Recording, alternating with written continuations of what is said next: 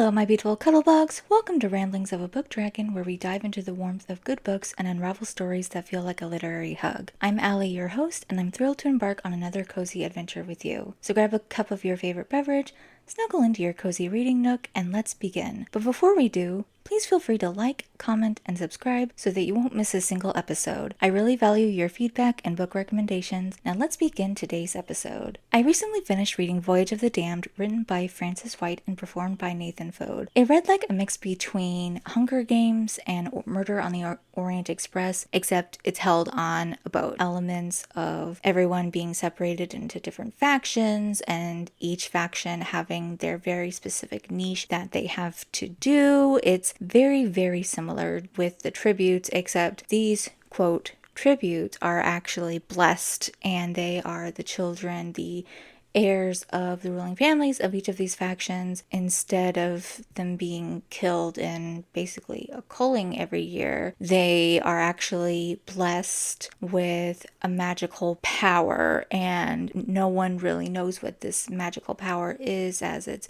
given by the goddess. Mystical, it's something that they keep very personal to themselves, because this power is something that is very personal to them, as it shows up as necessary, as something that they need when they become of age, whenever it shows up in them. As I was kind of writing this episode, and you're probably thinking, wait, you write this episode given how rambly you are? Sort of, ish, adjacent. I always go off script, but I like to at least have an idea of what I'm wanting to talk about. And at first, I really like this book because, like with the Hunger Games, there are layers with the Hunger Games. It's been eons since I've read the book, and it's not my favorite book anyway, trilogy anyway. I definitely prefer this one over it. But this one, there is the politics, the social politics of everything, but then there's also the murder mystery element. I was starting to go off into a whole tangent about the politics and explaining the factions and everything. And it's like, well, let's probably start actually at the beginning of the book, because I really like the way the author gives us the information. It's not a dumping of information. It's just kind of given throughout as we need it, just teasing us with the way things are all sort of coming together. There are some times where it's force-fed us a little bit, and there are some things that I didn't quite like about the book. I felt was a little not trite, fell into piece perfectly, that it's just like, really? But I also see, what else was the author supposed to do, really, technically, to get where she wanted to go? I understand what the point was, but it still felt easy. But I see why she did it, and I liked what she did. But anyway, so we start off with a young man named Ganymedes, or D, and he is the heir apparent to the Fishlands, and he is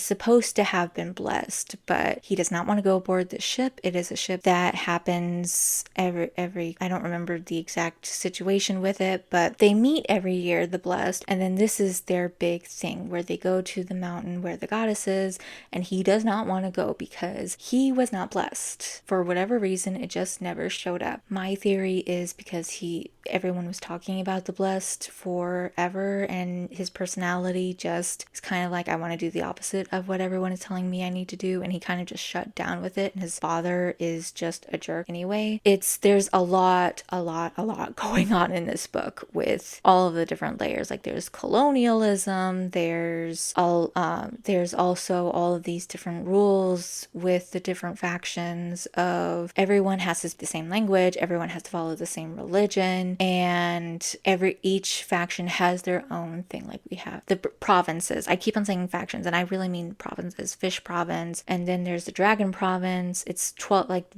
it's the 12 animals, like Chinese zodiac, but not quite exactly. There's different ones in there, like there's grasshopper and tortoise, ox, all sorts of things. But it's just, I don't like that trope where each provinces, factions, whatever, they have their own thing, and that's all that they're really known for. What I appreciate with her is, yeah, there are still layers. There is still things that are going on beneath the surface. Like, yes, there is the quote stereotypes, like Tortoise is stereotyped as being the knowledge seekers. That is what they do. And Fish Province is stereotyped as just being the fisher folk. So Tortoise looks down on fishers, but fisher folk also grew up playing chess. So like he did grow up kind of seeing the chessboard of everything, which helps with everything that we're about to find out. But he goes aboard the ship and he doesn't want to do this because he is not blessed. And he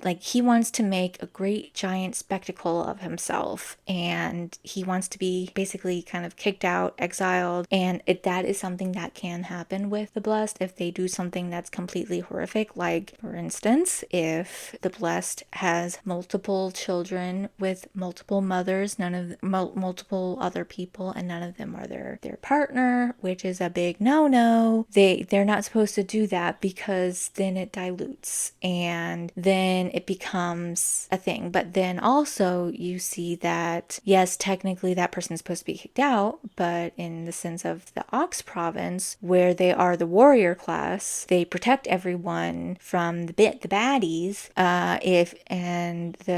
The blessed of Ox province is not legitimate, but if you try to kick him out and he has a whole army and he's been fighting since he was 14 years old, I mean, since he was old enough to actually carry a weapon, and you make them angry, well, do you really want to have an army against you? No. So it's different rules depending on the situation, sounds like. But he wants to be kicked out, and so there's this ship that they're going on, and it's supposed to take them to the mountain, and all of the different blessed heirs are all supposed to be on it. There's 12 of them, and he wants to go up to each one of them and piss everyone off. He says he knows exactly what to say to make everyone hate them, and they all basically hate him anyway because he's so different. He's never really tried to fit in, mainly because he's always known that he's not supposed to be. He's really not trying to fit in with them. And one of his really one best friend among the blessed, his name is Ravi, and they had a moment a while ago when Ravi saved his life when he almost drowned, and they kissed and everything. It was just poor babies. Just, yeah, there is LGBTQ elements in the book, and it just makes my heart just so happy, just so sweet. But Ravi is just a little pissant at the beginning of the book because it turns out that he was going to be engaged to the tortoise blessed, because if the blessed dies without having an heir, it goes to the sibling. And there was this one that was basically like this god amongst the blessed because he actually seemed to give a damn about everybody, but then he died and it went to his sister Cordelia. And then for whatever reason, Cordelia and Ravi met, and Ravi became important because while his province is Crow Province and they do a lot of mining, he discovered a very valuable material that is supposed to have, like, I guess, magical properties. It's very, very valuable, and because of this, he became enmeshed with everyone else. He became this whole big thing, and there is that also additional element of the rich versus poor, and the rich are the ones that are dealing less in labor, so there is that element of it as well. And because Ravi has something that everyone else, that the upper provinces want, he suddenly becomes their best friend, and he becomes engaged to the tortoise heir, which that didn't make sense to me. I mean, it all becomes clear later, but at the beginning when they're explaining, well, they don't really encourage blessed to marry, like it's something that just doesn't happen, because even though the blessed, like the blessings go to, like, if they have multiple children, it goes to the different children. But it's like, I thought that wasn't a thing. So how are they supposed to be doing that? But whatever. And Ravi is just being a little pissant and breaks poor Dee's heart by just saying, well, you're worthless and I'm going with Cordelia. So back off, forget about everything that's going on. I mean, we learn more about what's going on later, but it's just like, really? Did you have to be such a dick about this? Really? It's just all, and the murder mystery starts when the heir apparent to the dragon throne, she becomes unalived. by a parent schmooshishmide. I don't know. I mean, you see how many views I have. Basically 0. Really don't have any subscribers. So it's not like anything really is going to happen anyway with YouTube or Apple Podcasts or anything else by saying the bad words. Do we really want to take any chances? I mean, I've been rambling for a while, so anyway. But yeah, so I guess, I mean, I'm sure it's been plenty of time now for the schmooshmide. But yes, there are things that happen. This is a murder mystery, so there is gore and death and violence. But she was found and they ruled her death as self-inflicted. And Dee is like, I was just speaking to her in the bathroom and everything, she was fine. Like, she was a little upset, she was a little depressed, but not to the point of taking her own life. And his antenna kind of goes up a little bit. And like in the Hunger Games, this author decides to just rip our heart out by introducing this most adorable little 6-year-old monster, cute little girl from Grasshopper Province. And Dee takes her under his wing and protects her and really decides to ultra protect her because someone tried to sneak into her room and kill her. And the only reason why they didn't was because he had agreed to let her stay in his room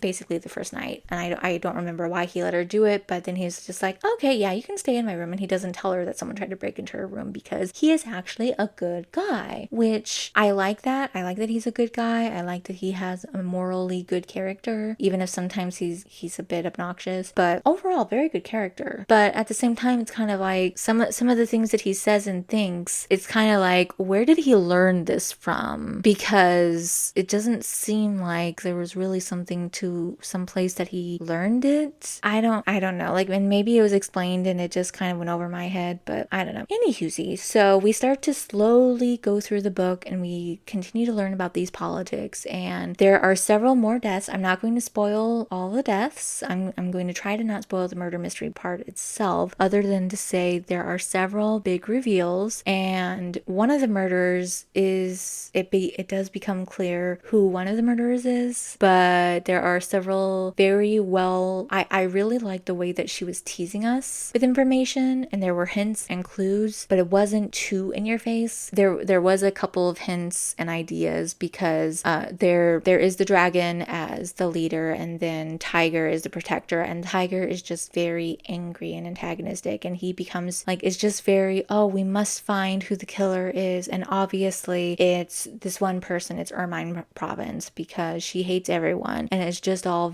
and oh, it has to be like, it's just very aggressive, and it's like, dude, chill out, like there's something not right there. But it's just, take a few chill pills, my dude, like just calm down a little bit, it's okay, it's perfectly fine. But yeah, it's just like the deaths become like, there's several deaths throughout the book as Blessed are targeted, and then Dee makes a map of the areas, and it's his special map, special phrase with it. But the little girl from Grasshopper Province wants to help solve the murders, and it's kind of like, how the heck is she so calm about all these deaths? And she's kind of just nonplussed about it, and she's explaining it because Grasshopper Province is more in the rainforests, and they provide herbs, fruits, and medicines. And then we kind of find out more about her background, and you just want to wrap her up in a big warm hug, which is always good. And it's like, no one had better hurt that little girl. Like, that's a sign of a good writer, when she makes you want to just bundle her up and protect her. And I like the fact that Dee was actually wanting to protect her. And then we do get a potential second love interest, and it's kind of just like, how the heck did we get this sudden flip? Because in the very first day, this guy from Bear Province, he's weak, he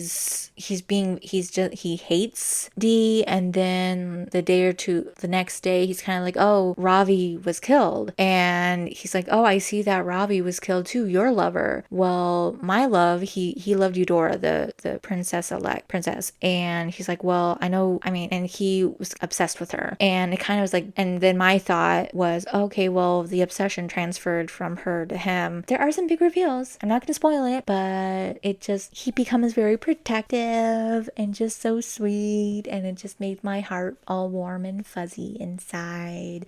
But yes, that's what I really liked, is that it was a very, very sweet little subplot of the romance, and Dee's kind of like, how can I love these two boys? One is dead and one is alive. And it's just very, I liked it. I liked the way she did did all that. I mean, there is no smut. We have a murder to solve. Thank you. And it's kind of just like how like someone on this boat is a murderer. And the thing that was kind of cute also is on the ship, because it's run by the Emperor's magic, there are these little stuffed dragons and they pop in and it's all very dramatic with glitter and they call them master, like he calls D Masterfish. And he's like, and so it's very methodical how he does this, and learning that he grew up playing chess, it makes sense. And so he's like, okay, well, he asks the dragon to stab him, take a knife and stab him. And he says, no, I can't do that. I'm not permitted to harm any blessed. So he's very methodical in figuring out, okay, well, what are the possibilities instead of all just killing the blessed, or some blessed person is killing other people, and confirm that there's no one else on board, it's just us. So what's going on? Why? I mean, there's little red herrings of maybe the why. I mean, it's clear that they're targeting the lesser thans, even though it seems like a very dumb idea to kill off the blessed of the provinces that are feeding you and clothing you. That might be a dumb idea, but what do we know? And then it turns out that there's also a second murderer on board, because he figures out that there's a couple of deaths that don't make sense compared to the other ones. It's just, and that's a whole thing too, also, is just figuring out also what are the others' blessings, and then talking to the spider blessed and figuring out what their blessing is, and then the spider letting them in to their secrets and showing why it is that they are so focused on figuring out secrets, and also learning just how, okay, yes, they are one of the wealthier provinces, but they also had to pay a steep price for what their parent did in trying to assassinate the emperor. And it's just a lot of different threads. There's just so many different things you can talk about with this book, and I know I'm incessantly rambling as always. Thank you for putting up with me, but I did really like the way that the book went. I mean, there's some things that, like I said, I didn't quite like fully, but I appreciated the fact that she did give layers. Like, okay, yes, technically everyone's supposed to be speaking one language, but the mothers would whisper the words of their language to their children, and in Grasshopper Province, they continue their language in the art of dance and music. It's just very cool with doing that. Like, they're continuing to keep their language alive, and then they do practice alternatives to the religion, and they keep it quiet to themselves. They will even others in some ways. It's just all there is a lot more depth than is originally anticipated, which is always highly appreciated, and it's not just thrown in your face with all the information. But yeah, just several deaths occur, and then we learn about the manicness with one character in particular, and plans for basically global domination and kicking out the lower provinces. And I'm not saying more with it, but it's just like, this is batshit crazy.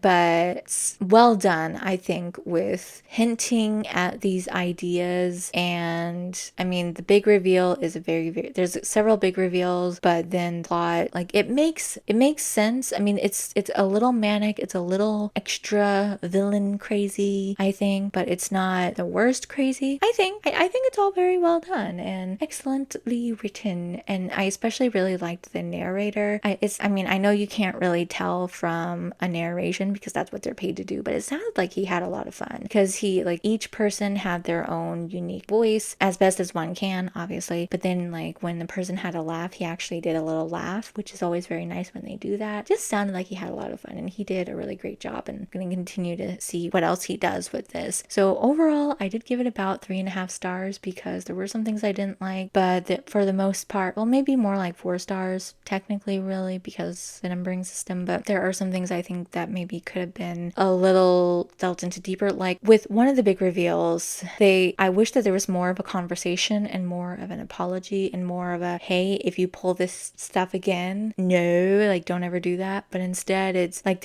I realize that there's plenty of other more important things going on, but I wish that there was a little bit more of a conversation about other things that were going on in the book, other conversations that were had at the beginning of the book, and I really wish that. But at least there were conversations, but I wish that there was just a little bit more, if that makes any sense. So yes, I think that is where I'm going to leave it for right now. I hope I made at least a little bit of sense. I know I probably talked a lot about nothing with this book, but there is just a lot with all the politics and the murder mystery, but I thought that everything was really well done, and I highly recommend you check it out. But until next time, be good, and I will catch you next time. Bye-bye!